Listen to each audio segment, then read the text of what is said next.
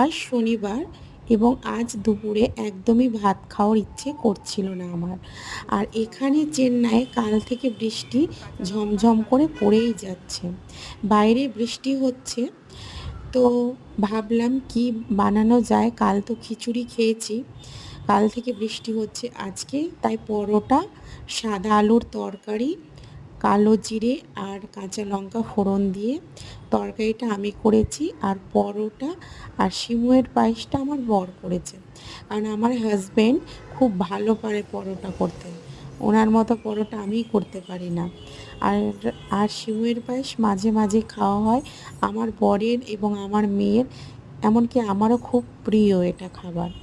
তো চেন্নাই এখানে খুব বৃষ্টি হচ্ছে বন্ধুরা। তোমরা বলো যে ওয়েস্ট বেঙ্গলে এখন কি বৃষ্টি হচ্ছে? আর কেমন লাগলো জানাবে ভিডিওটা।